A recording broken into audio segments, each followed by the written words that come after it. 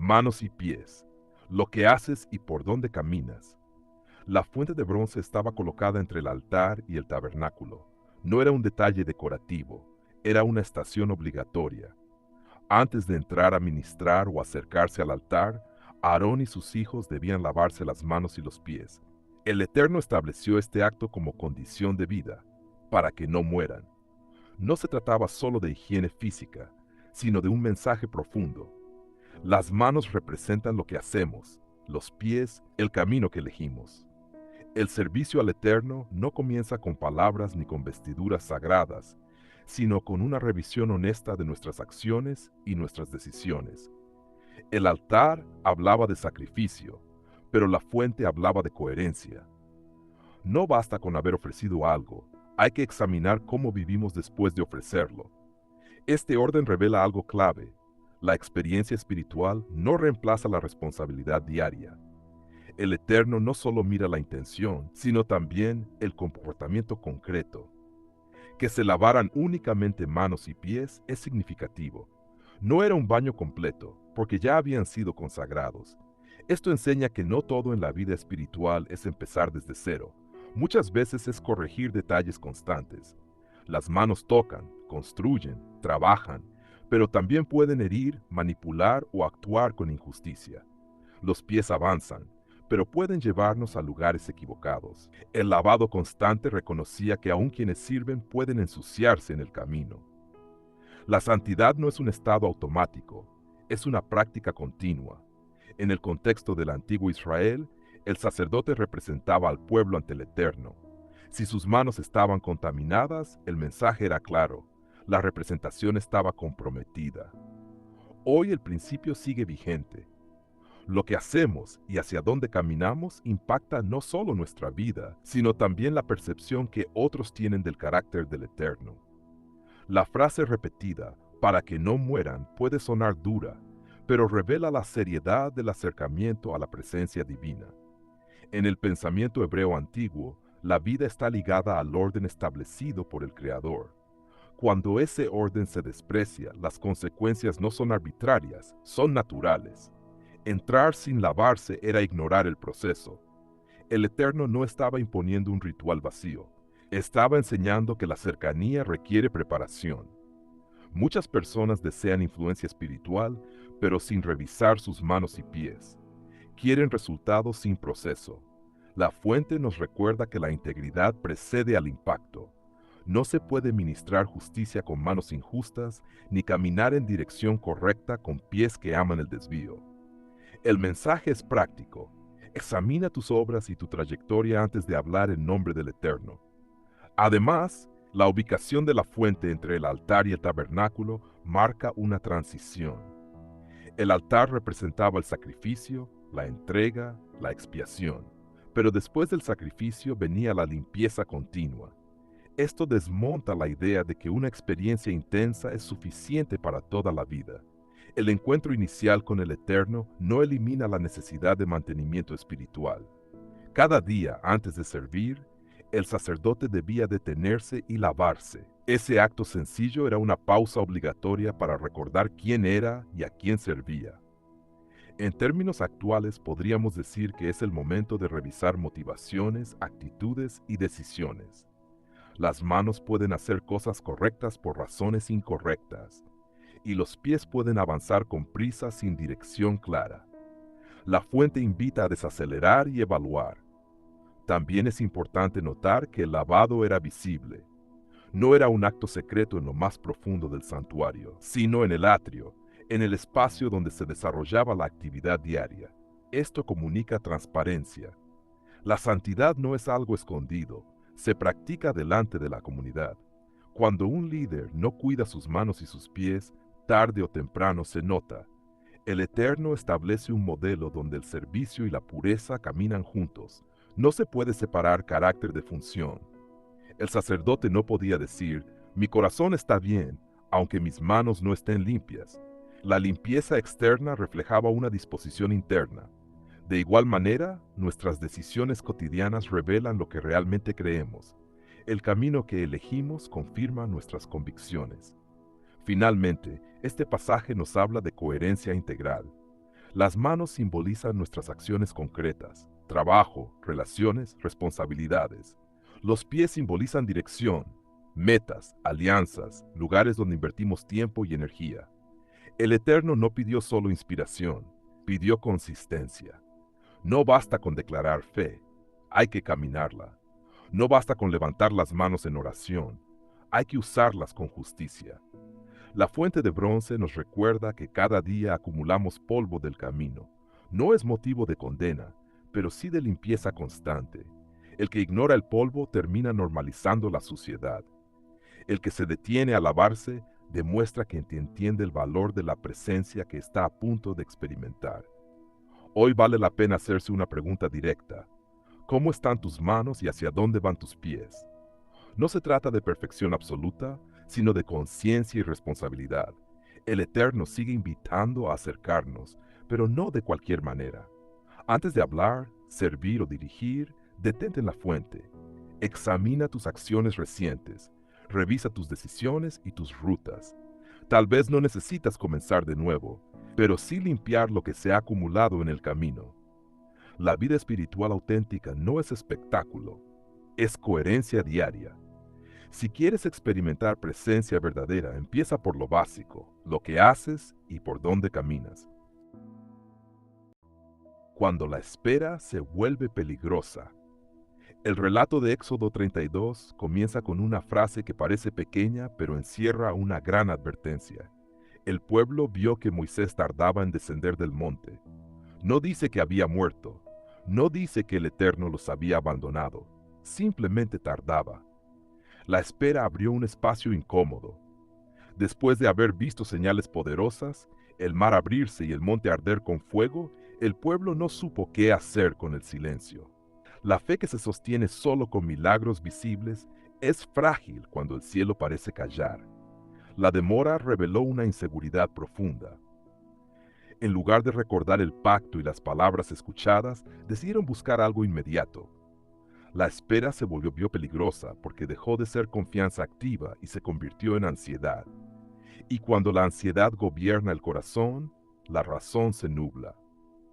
La historia nos muestra que el problema no fue la ausencia de Moisés, sino la incapacidad del pueblo para sostener la fe cuando no había una señal visible inmediata. En ese vacío decidieron fabricar un sustituto. Pidieron a Aarón que les hiciera dioses que fueran delante de ellos. Lo irónico es que usaron el mismo oro que había sido parte de su liberación. El recurso que el Eterno permitió que tuvieran se convirtió en materia prima para la idolatría.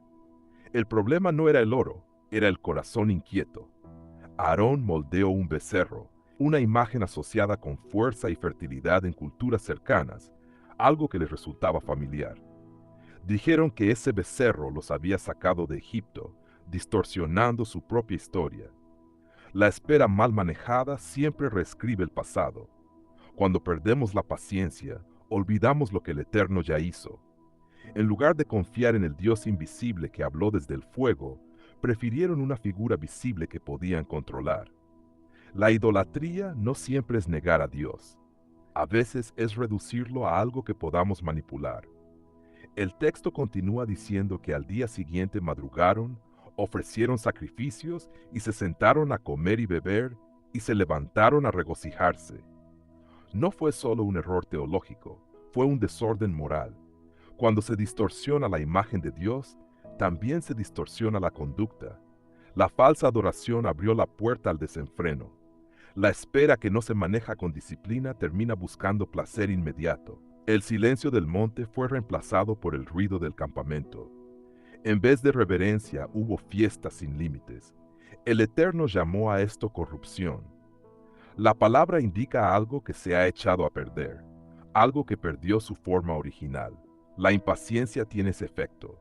Comienza como inquietud y termina como deterioro espiritual.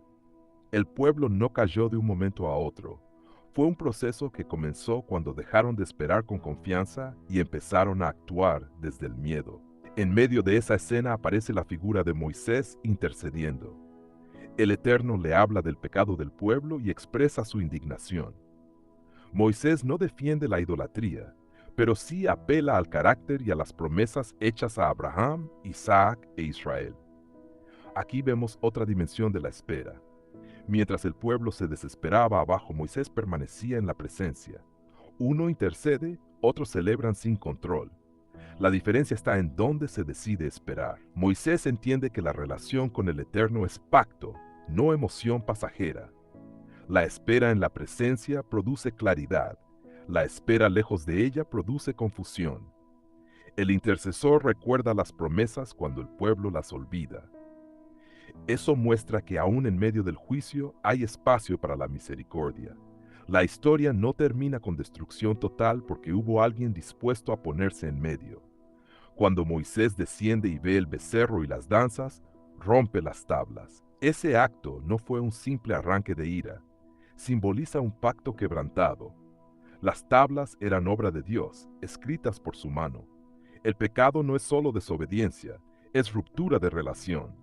Moisés quema el becerro, lo muele hasta polvo y lo hace beber al pueblo.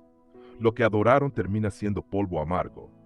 Así ocurre siempre con los ídolos. Prometen seguridad, pero dejan sabor de culpa y vacío. Aarón intenta justificarse, minimiza su responsabilidad. La espera peligrosa no solo produce idolatría, también produce excusas. Cuando no sabemos asumir nuestras decisiones, buscamos explicaciones que nos protejan. El desenfreno trae consecuencias reales. La disciplina posterior muestra que el pecado colectivo tiene impacto comunitario. No es algo privado, afecta a todos. Sin embargo, el relato también muestra que el Eterno no abandona completamente a su pueblo. Habrá consecuencias, sí, pero el propósito sigue en pie. El ángel irá delante de ellos. La historia continúa. Esto nos enseña que la gracia no elimina la responsabilidad, pero tampoco cancela el propósito divino. La espera que fue mal usada se convierte en una lección profunda. El pueblo debía aprender que la presencia del Eterno no depende de lo que puedan fabricar, sino de un pacto vivo. La demora en el monte no era abandono, era proceso. Muchas veces lo que interpretamos como retraso es formación. La pregunta no es cuánto tarda la respuesta, sino cómo se comporta nuestro corazón mientras esperamos. La espera puede purificar o puede corromper. Todo depende de dónde ponemos nuestra confianza. La reflexión es clara. Cuando el cielo parece guardar silencio, nuestro corazón revela en quién confía realmente. La espera no es tiempo perdido, es terreno de prueba. Si llenamos ese espacio con ansiedad, terminaremos construyendo sustitutos que nos prometen control. Pero si lo llenamos con memoria, oración y confianza, la espera se convierte en crecimiento. Cada retraso aparente es una oportunidad para afirmar que el Eterno sigue siendo fiel aunque no veamos movimiento inmediato. La invitación es a no fabricar becerros emocionales cuando las respuestas tardan. Es a sostener el pacto aun cuando el monte esté cubierto de nube. Porque la espera no es peligrosa por sí misma, se vuelve peligrosa cuando dejamos de confiar. Si tu presencia no va, no nos saques de aquí. El contexto de estas palabras es crítico. El pueblo acababa de caer en el pecado del becerro de oro.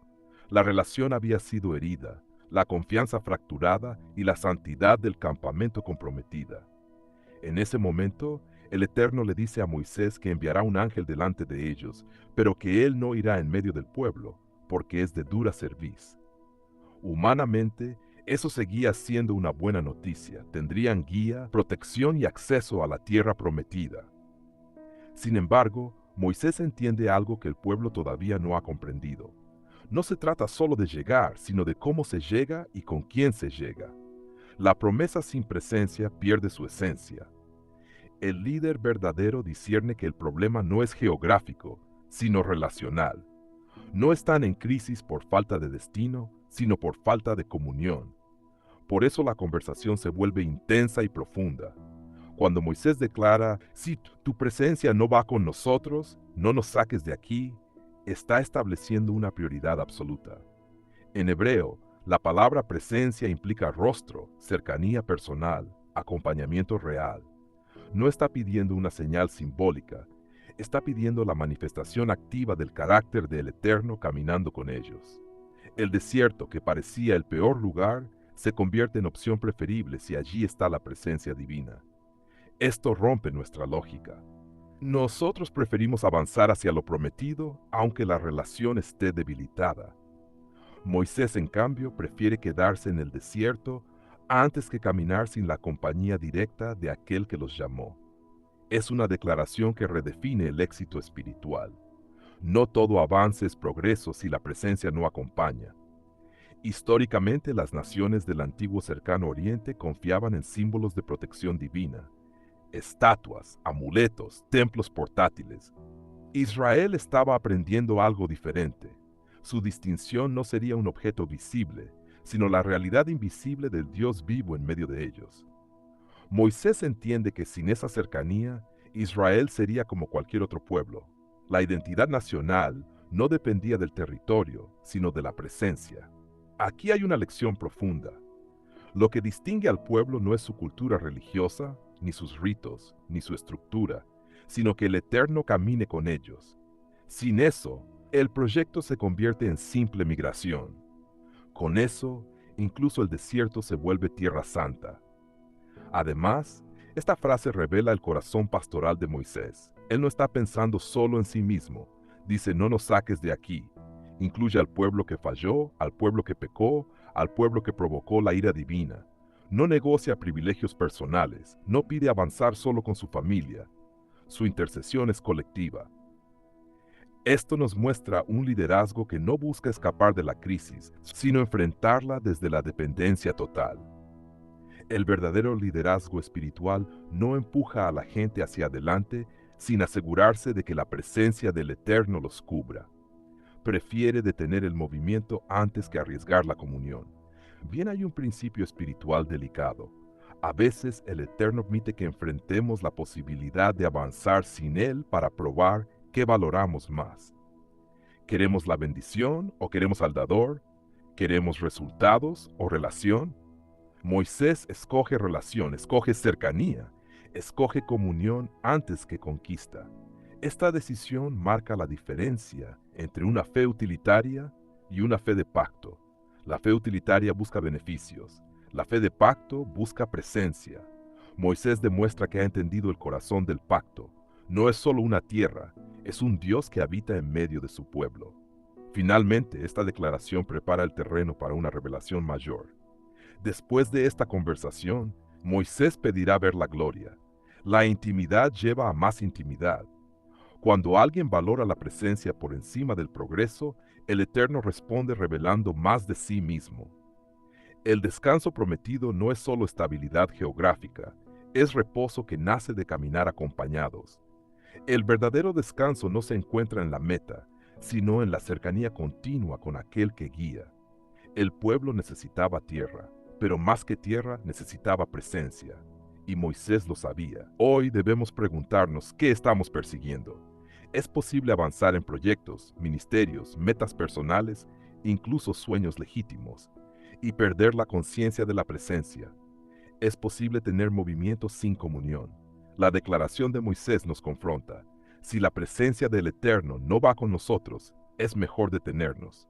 Mejor un desierto con Él que una tierra prometida sin Él. Examina tus decisiones, tus planes y tus prioridades. ¿Están marcados por la búsqueda de su cercanía o solo por el deseo de avanzar? Que nuestro clamor sea el mismo. No queremos movernos si tú no caminas con nosotros. Cuando la gloria pasa y el hombre permanece en la peña.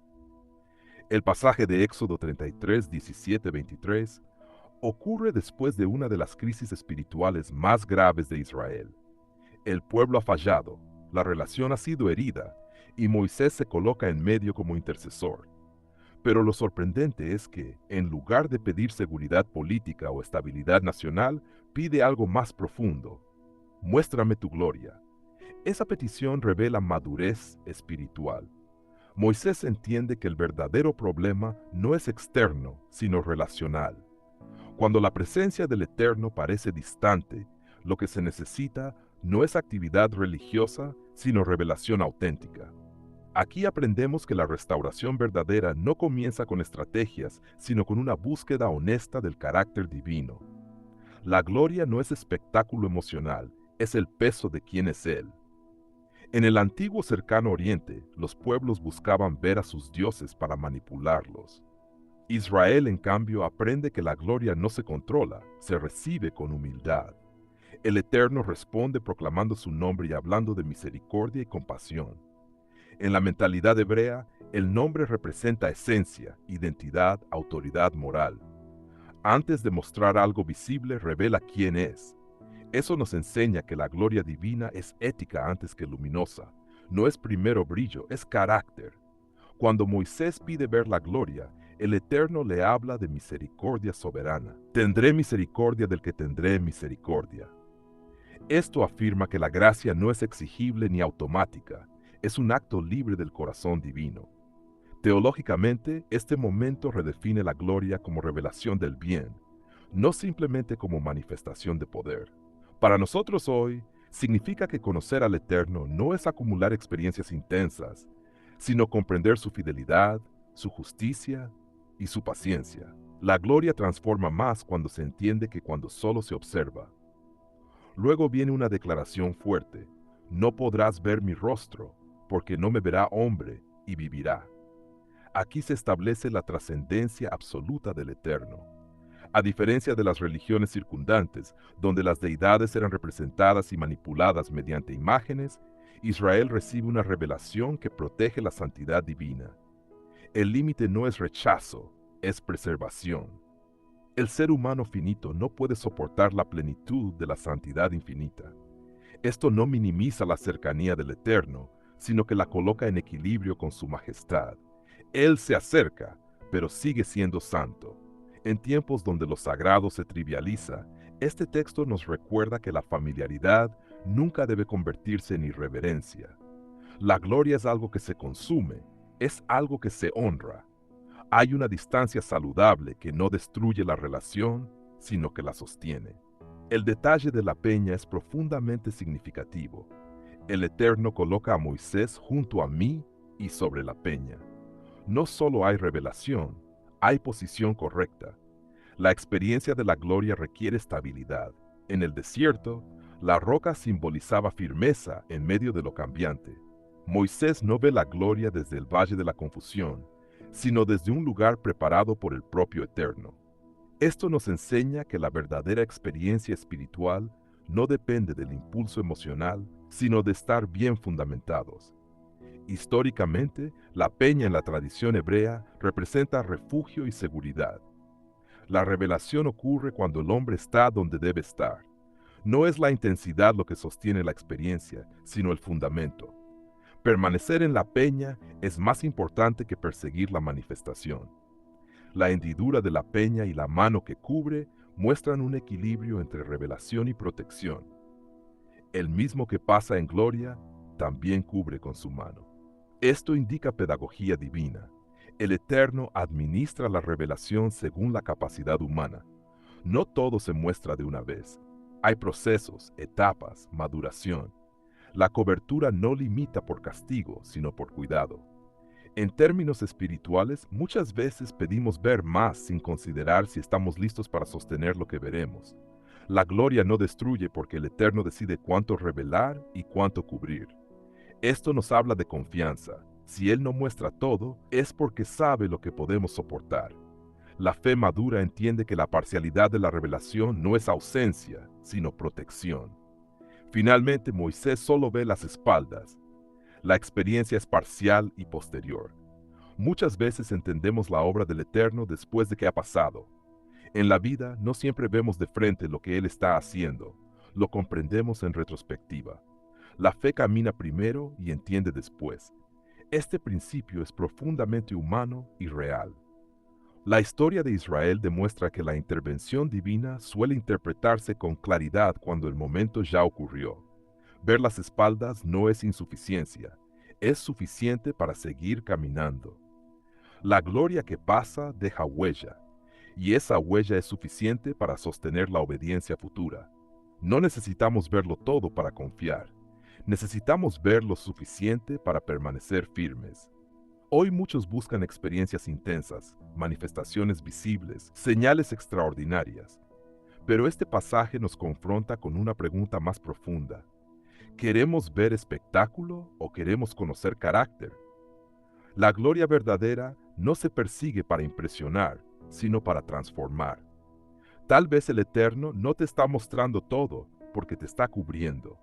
Tal vez solo estás viendo sus espaldas porque aún estás aprendiendo a permanecer en la peña.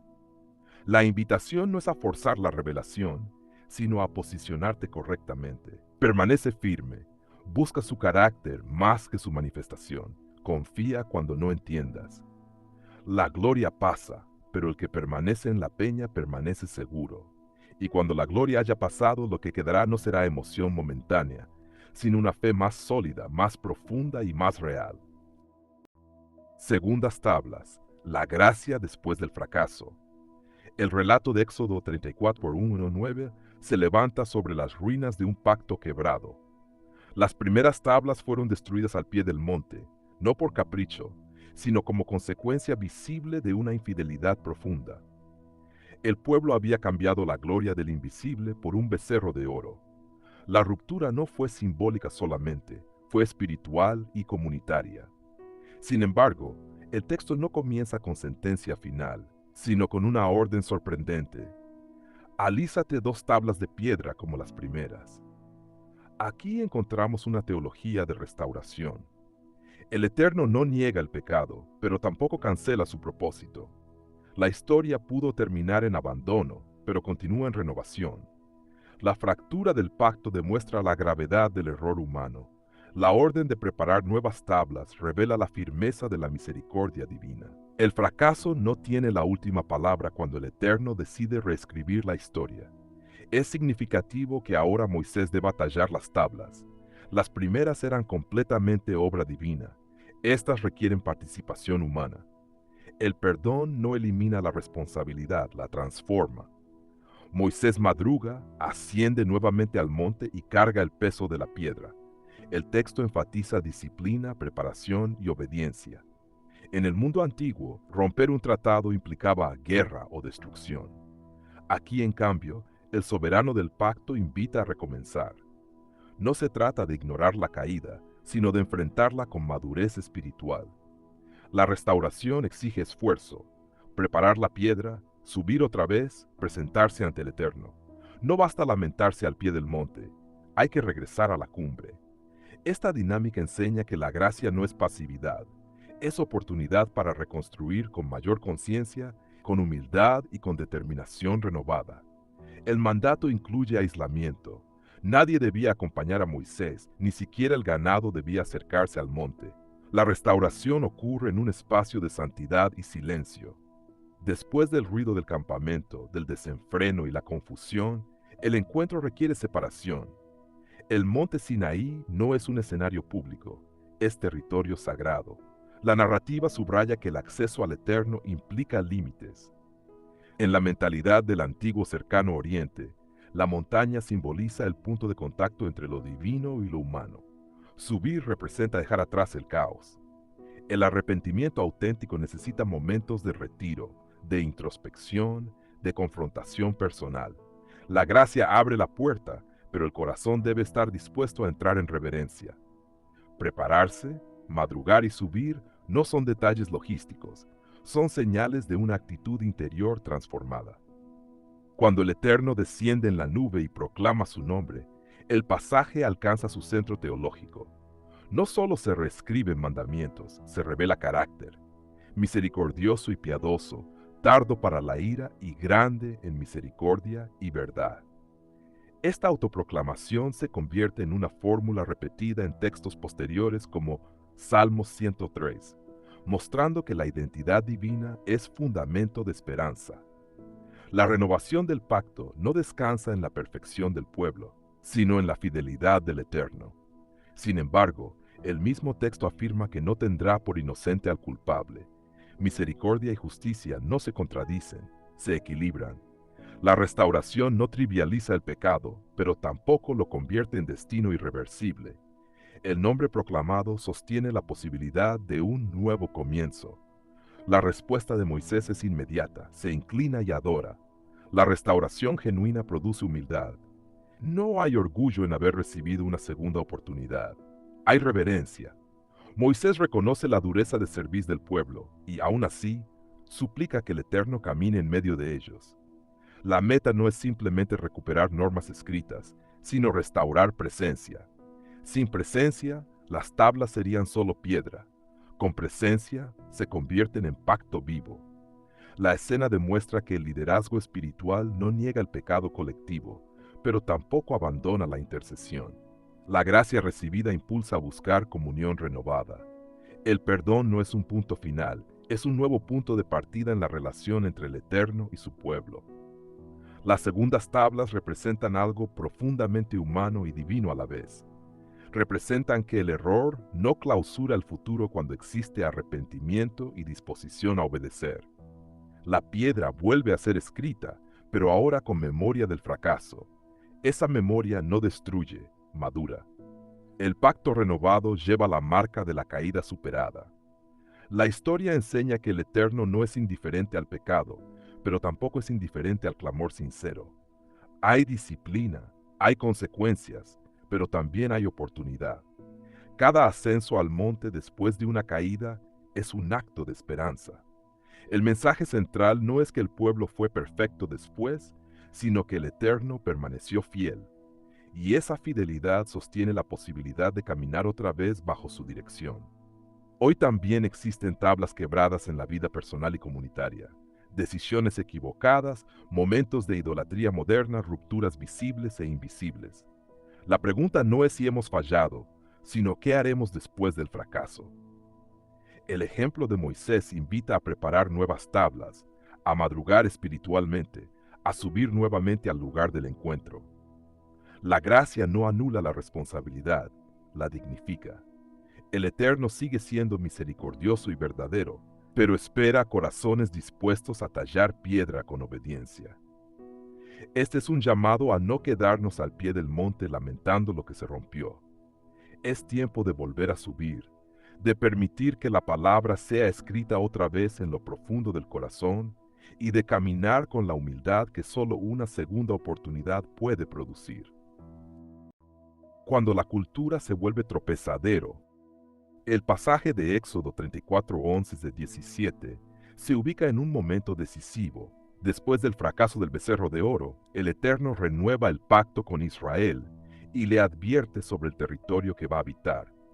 No se trata simplemente de conquistar tierras, sino de preservar identidad espiritual. Las naciones mencionadas, amorreos, cananeos, eteos y otros pueblos, no eran neutrales en términos religiosos. Su estructura social, política y económica estaba entrelazada con prácticas idolátricas. En el antiguo cercano Oriente, religión y cultura eran inseparables. Por eso la advertencia no es exagerada. La cultura dominante puede convertirse en un tropezadero cuando redefine lo que es normal, aceptable y deseable. Israel no debía absorber sin discernimiento aquello que parecía atractivo o conveniente. El peligro no era la coexistencia geográfica, sino la asimilación espiritual.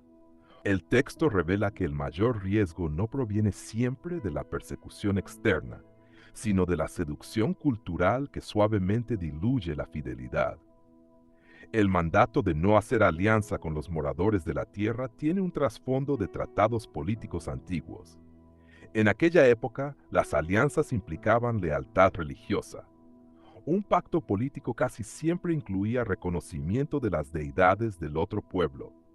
Por eso el Eterno prohíbe esos acuerdos. No era una cuestión étnica, sino teológica. Cuando se compromete la lealtad espiritual, tarde o temprano se compromete la identidad del pueblo. La Escritura muestra un patrón claro.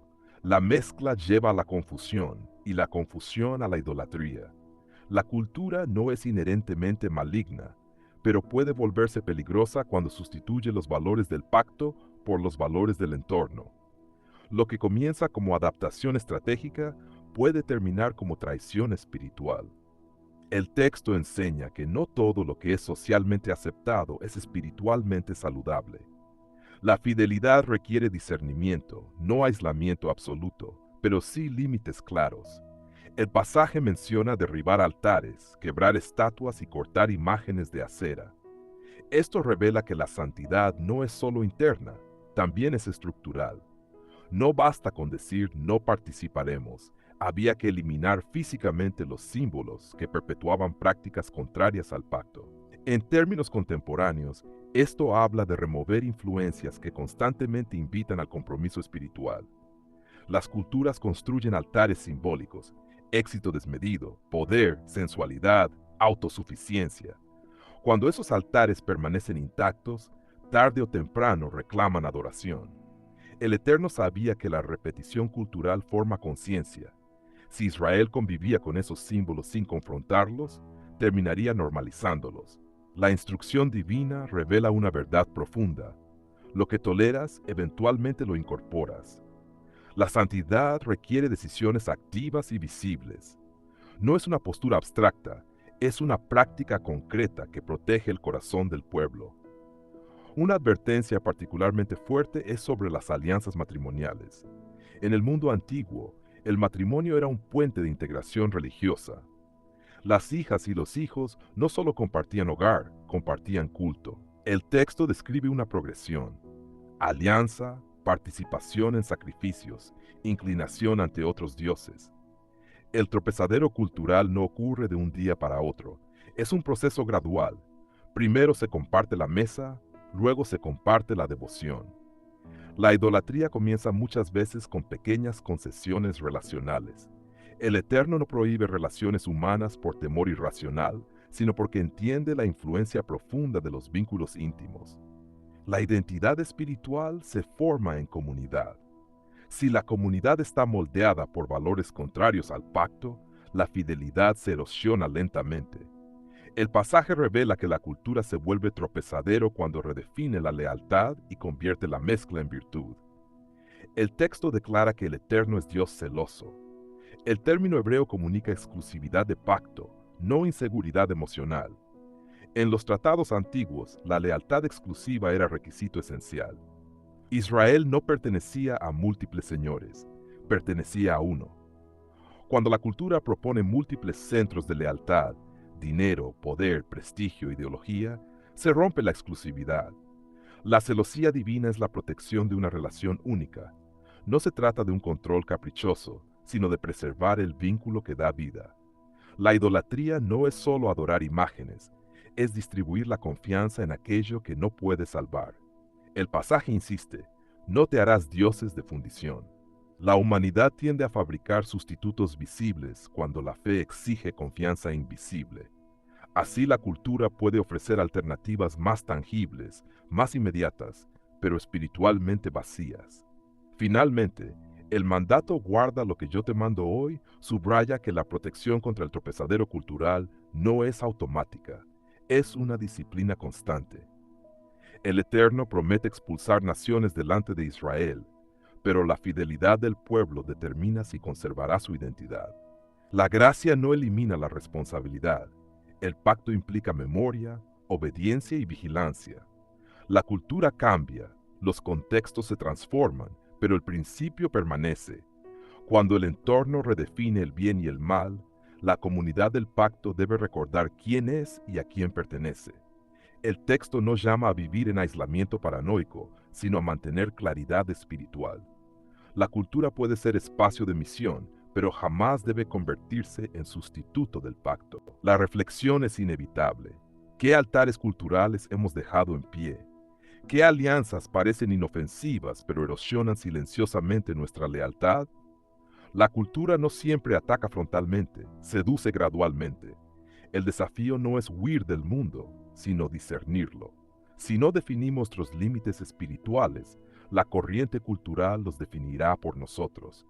El llamado es a revisar nuestras lealtades, nuestras mesas compartidas y nuestros compromisos invisibles.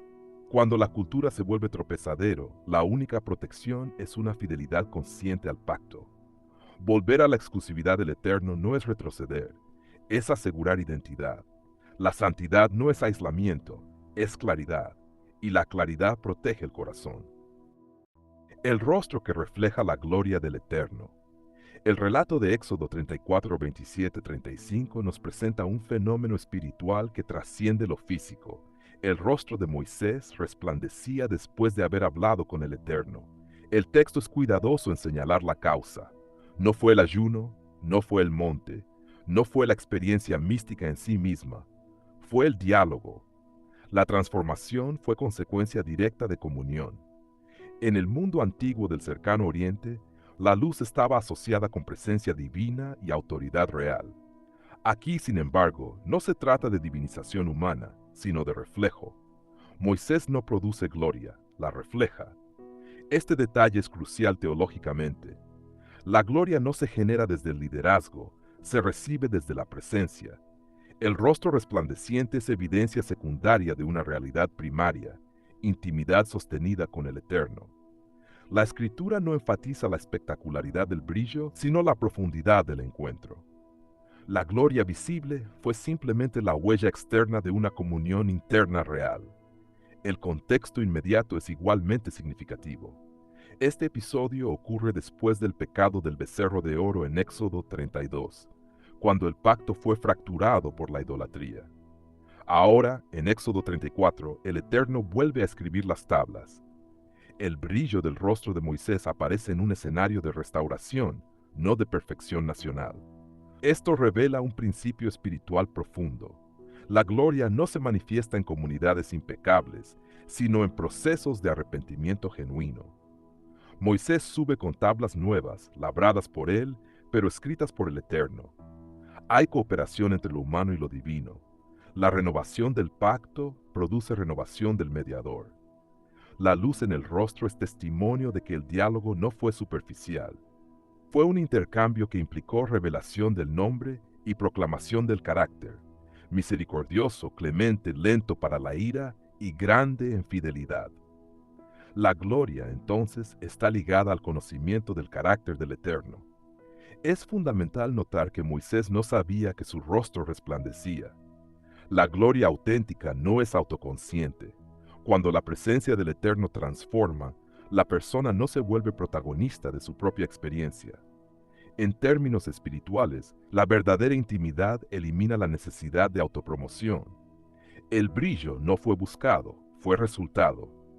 En contraste con la idolatría del becerro, donde el pueblo quiso algo visible y manipulable, aquí la visibilidad surge sin manipulación. La diferencia es radical. La idolatría produce espectáculo fabricado, la presencia produce transformación espontánea. Además, el hecho de que el pueblo tuviera miedo indica que la santidad confronta. La luz revela distancias espirituales.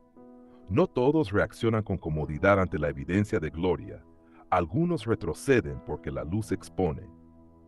El velo introduce otra dimensión pedagógica. Moisés se cubre el rostro cuando habla al pueblo, pero se descubre cuando entra a hablar con el Eterno. Este movimiento revela una dinámica de mediación. La gloria es real, pero también es administrada. No todo puede ser absorbido sin preparación. En el contexto del pacto sinaítico, la revelación es progresiva. El velo no niega la gloria, la regula. Esto también sugiere que la experiencia en la presencia del Eterno no está diseñada para exhibición constante, sino para obediencia concreta.